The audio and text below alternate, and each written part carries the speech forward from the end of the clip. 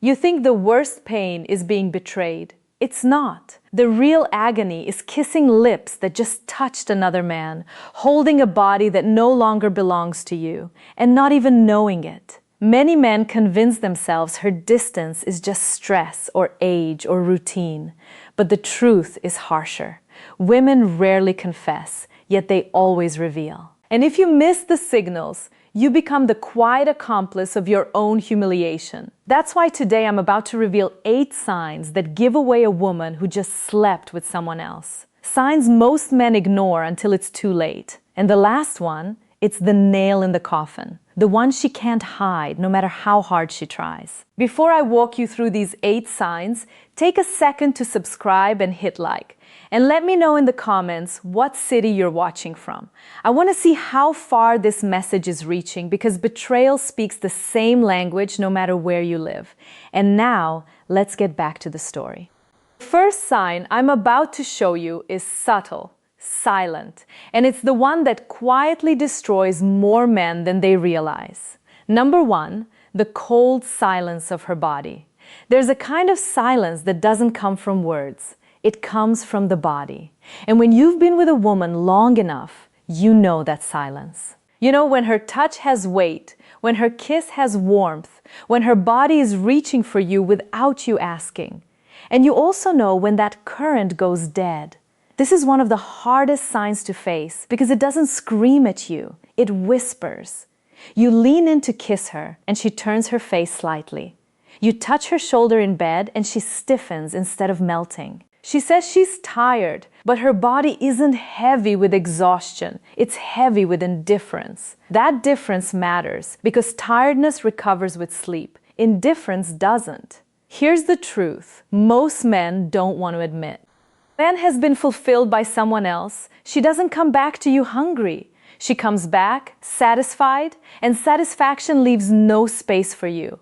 Imagine trying to light a fire that's already burned itself out. No matter how many matches you strike, the wood stays cold. That's what it feels like when her body has already given itself elsewhere. The mistake men make here is denial. You tell yourself it's just stress, or it's age, or this is just what happens in long relationships. No, attraction doesn't die of old age. It dies when it moves to another source. If she used to pull you close after work, but now rolls away, that's not routine. It's a signal. So, what do you do with this knowledge? You don't beg. You don't push harder. You observe. You test. Instead of chasing, pull back. Watch if the distance shrinks on its own or if it widens even further. A woman who still desires you will eventually reach out again. A woman who's given herself away will let the silence deepen. Your job isn't to force her body to respond. Your job is to recognize when the response is gone. The shift is painful, yes, but it's also liberating. Because once you stop lying to yourself, you stop wasting energy on a flame that someone else already put out.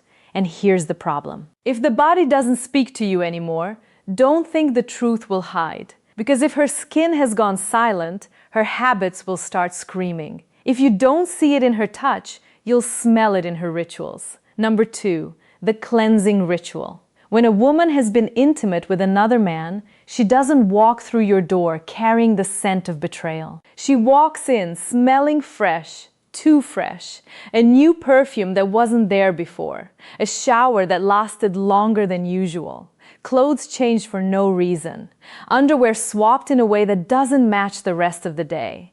On the surface, it looks like self-care.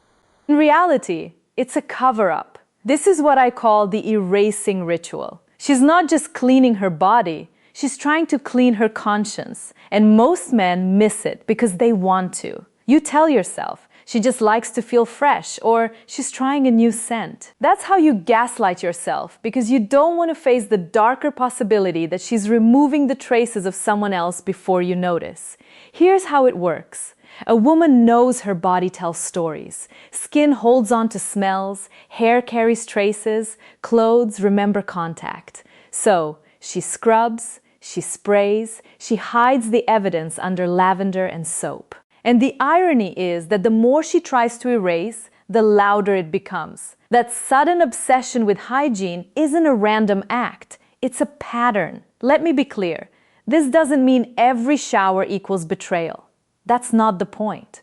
The point is change. If she never cared much about rushing to the bathroom after work, but suddenly does, if she's suddenly guarding her laundry like it's classified, you pay attention. Psychology isn't about absolutes. It's about shifts. It's about noticing what no longer fits the rhythm of who she was with you. So, what's the move? Stop excusing the inexcusable. Don't laugh it off. Don't pat yourself on the back, thinking, at least she's taking care of herself. No. Observe. Connect the dots. If this ritual repeats, if it always comes with that too perfect smile afterward, you know what's going on. The mistake men make is ignoring their nose and their gut. You smell the perfume, but you call it fragrance instead of deception. You notice the over-cleanliness, but you label it personal growth. That's how you become an accomplice to your own replacement. The solution is awareness. When the pattern shows up, you don't confront with rage, you acknowledge with clarity. You don't need to accuse, you need to see. Because once you see it, you can't unsee it. And that clarity changes how you show up. But here's the thing, hygiene is just the surface. Underneath, the game goes deeper. Because when her body is clean, she still has to deal with her emotions. And guilt has a way of spilling out sideways. Number 3, the blame game. Unjustified irritation. When guilt becomes too heavy for her to carry, she doesn't confess it. She transfers it. Suddenly, you're the problem. You walk through the door and instead of a hello, you get a complaint. You load the dishwasher wrong. You're too quiet. You're too talkative. Whatever you do, it's not enough. That irritation isn't random. It's strategy. Here's the psychology behind it. If she paints you as the villain, she doesn't have to feel like the betrayer. She rewrites the script in her head. In her version, she didn't step outside the relationship because she wanted to. She did it because you were inattentive or controlling or boring. This is projection at its sharpest. She can't handle the conflict inside herself, so she pushes it onto you. The trap most men fall into is defending themselves. You try to explain. You argue thinking logic will fix it, but you can't out-logic guilt. The more you defend, the more ammunition she gets to keep painting you as the bad guy. And before you know it, you're walking on eggshells in your own home. Here's the shift. Stop playing defense. You don't need to win the argument. You need to win your dignity. Next time she snaps at you over something ridiculous, don't rise to the bait. Don't beg. Don't debate. Look her in the eye and say calmly, you don't need to fight to justify what you've already decided. Then step back, not out of weakness, but out of strength. You're showing that you see the tactic and you won't dance to it. That one move flips the dynamic because when you don't play the role she wrote for you, her script collapses. Now the weight of her guilt sits where it belongs, with her. And you just claimed back your emotional ground. Men often ask me, but isn't staying silent weak? No. Weakness is letting someone bait you into chaos. Strength is control. You're not ignoring the issue. You're refusing to be manipulated by it. That's what separates a man being drained from a man standing tall. But remember this, projection is powerful, but it isn't the final mask.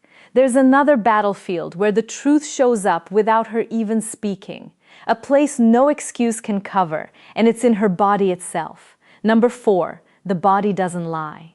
A woman can rehearse her excuses. She can mask her moods. She can polish her story until it sounds convincing. But there's one place she can't control, her body. And this is where most men betray themselves.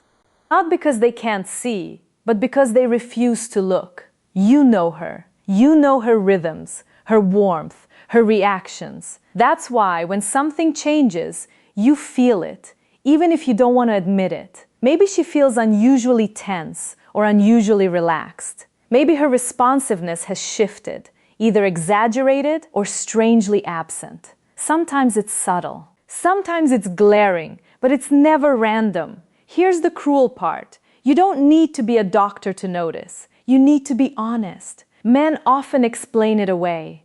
Maybe it's hormones. Maybe she's stressed. And yes, those things can happen. But when shift is sudden, when it doesn't fit the usual pattern, you owe it to yourself to pay attention. Because ignoring what your senses already picked up is the fastest way to humiliate yourself. The mistake is thinking that by pretending everything's fine, you're saving the relationship. You're not.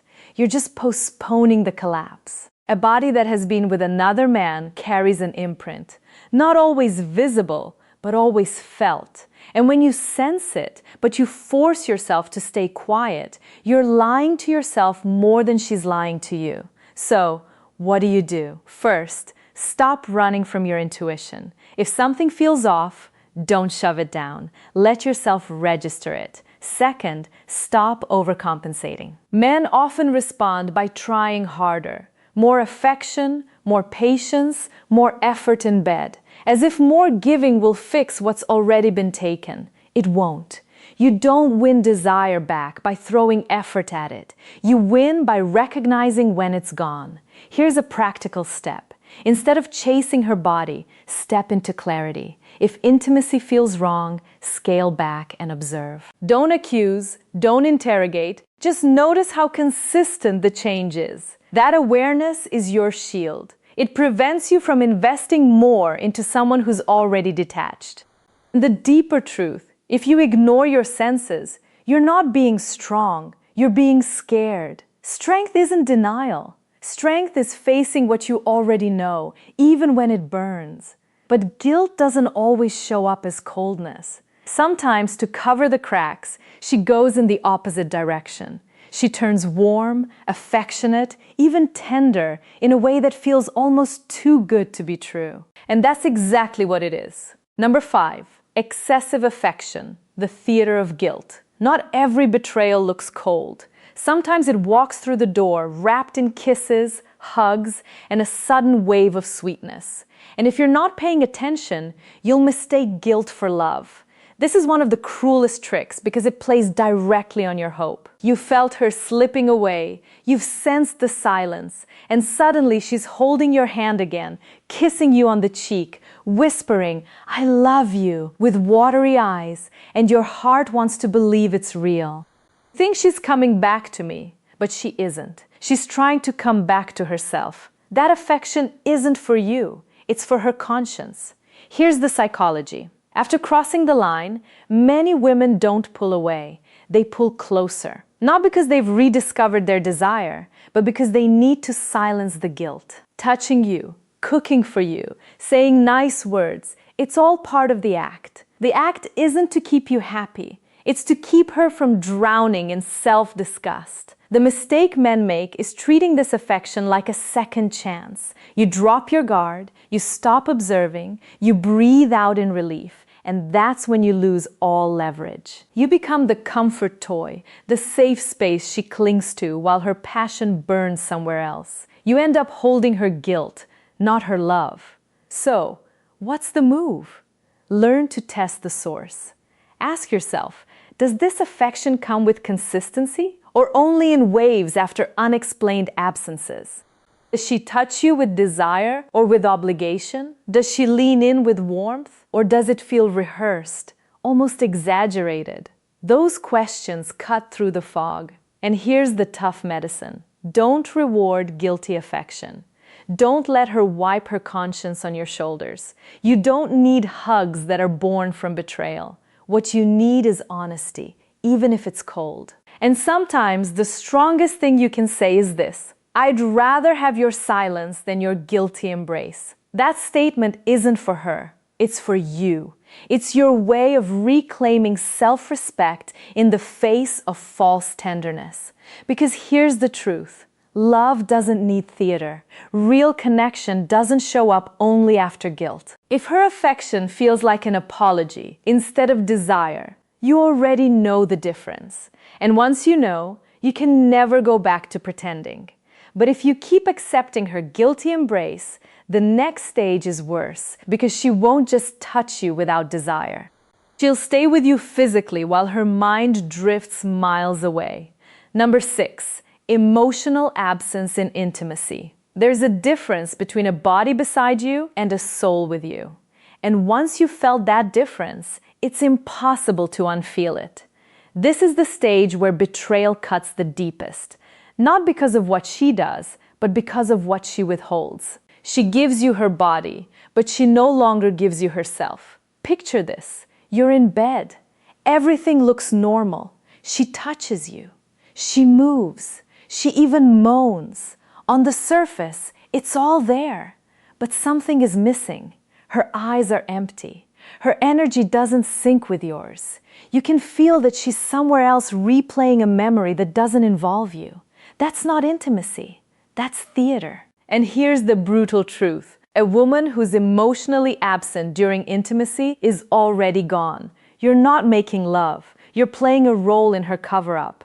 And men who ignore this always tell themselves the same comforting lie. She's just tired, or it's stress. But deep down, you know the difference. Tiredness still allows presence. Stress still allows connection. This absence, it's a void. The mistake most men make is pushing harder. You think if I try more, she'll come back. So you give more affection, more patience, more effort, hoping to win her over. But the more you push, the further she drifts because her fire isn't missing. It's burning somewhere else. And every extra ounce of effort you give just teaches her one thing. She doesn't need to give anything back. So what's the solution? Stop chasing ghosts. Respect yourself to notice when her soul isn't with you. Pull back, say less, and most importantly, don't confuse physical participation with emotional presence. When her spirit has left, your job isn't to drag it back.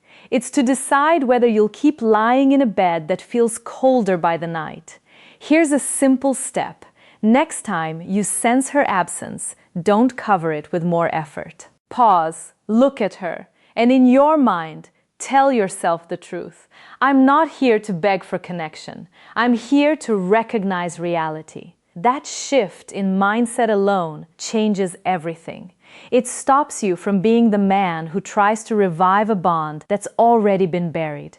Because being next to a woman who isn't truly with you isn't love, it's humiliation. And if you let that humiliation settle, the next sign will expose it in plain daylight. She won't just leave you emotionally absent in bed. She'll start leaving you physically absent in time. Number 7, the late returns. Empty excuses. When love is real, time bends to make room for it. A woman who still desires you will find her way back to you, even on the busiest days. But when her fire is gone, suddenly the clock turns against you. She's late again and again, and every excuse feels thinner than the one before. She tells you work ran long, her phone died, a friend needed her. At first, you want to believe it. You convince yourself these are normal things because yes, life gets messy. But when messy turns into a pattern, when lateness becomes routine, it's not about life. It's about priority, and you're no longer at the top of the list. Here's the psychology. Lateness is more than missing time. It's a test. She's not just running late. She's measuring how much you'll tolerate. She wants to see if you'll question it, if you'll push back, or if you'll keep accepting less while hoping for more. Every time you let it slide, you train her. You teach her that your dignity is negotiable. The trap most men fall into is silence. You see the inconsistency, you feel the sting, but you swallow it. You tell yourself, if I say something, I'll sound insecure. But insecurity isn't asking for respect. Insecurity is pretending you don't notice. So, what's the move? Call it what it is. Not with yelling, not with begging, but with boundaries. The next time she drifts in late with another flimsy story, don't interrogate, don't demand details, simply look at her and state the truth. You weren't here, and that tells me everything I need to know. Then let the silence sit.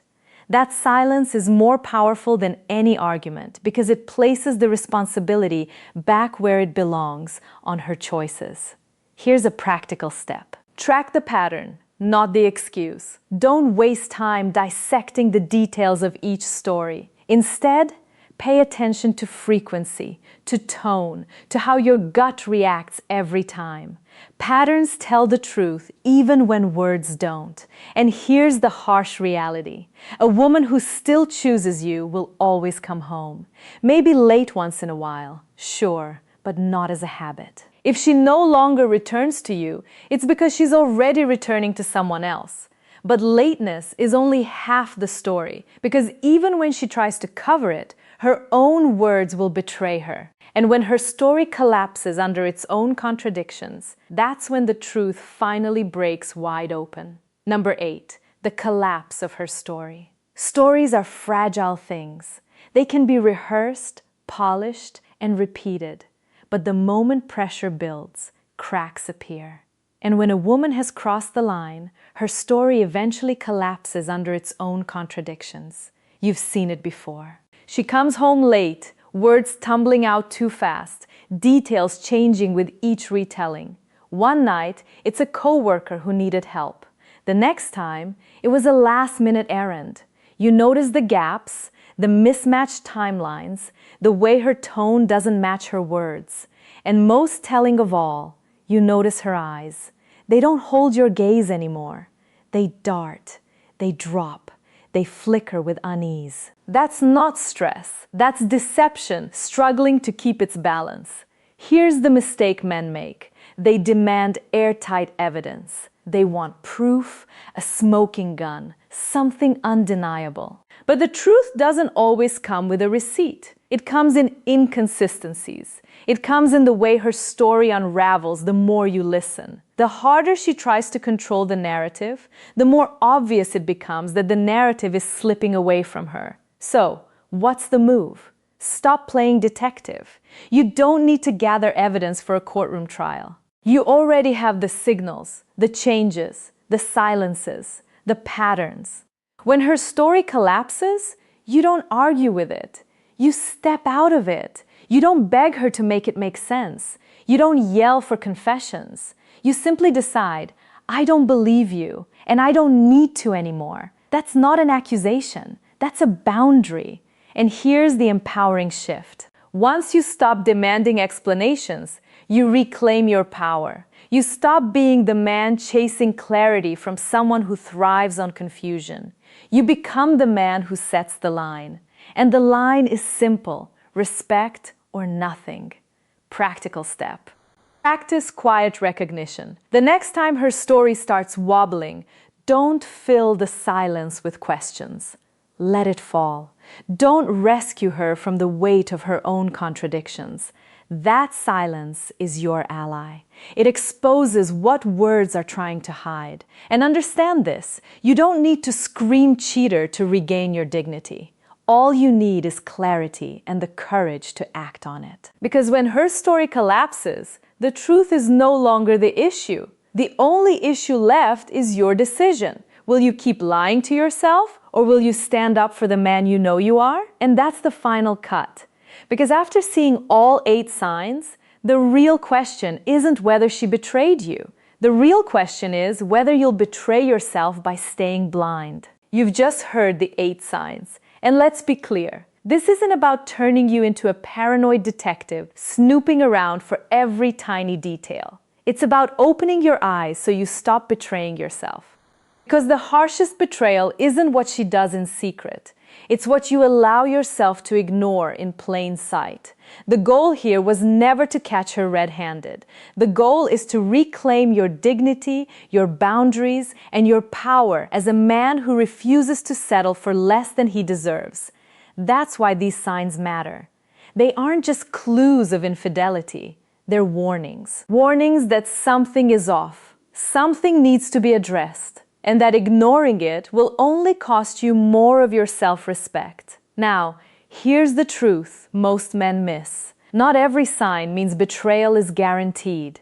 Sometimes distance comes from stress, exhaustion, or years of poor communication. And that's why your job isn't to accuse. It's to test, to observe, and to confront the reality directly. If there's room to repair, you repair.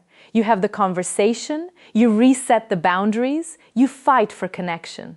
But if the evidence stacks up, if every sign confirms what your gut already knows, then the most masculine thing you can do is walk away with your dignity intact, because love is never worth trading your self-respect. So here's my challenge to you. Pick one situation in your life where you've ignored your own instincts. It could be her sudden coldness, her constant irritation, or her stories that never quite add up. Don't push it aside this time. Face it. Decide whether it's a problem you can solve with her or whether it's the end of the line. Either way, the decision belongs to you, not to her lies, not to your fears. Before you go, hit subscribe, tap like, and share this video with a man who still refuses to see what's right in front of him. And in the comments, I want you to share your story. Have you ever noticed one of these signs? How did you handle it? Because your story might be the one that wakes up another man before it's too late. This isn't the end of your journey. It's the beginning of taking back what was always yours. Your self-respect, your clarity, and your freedom to choose love without ever losing yourself.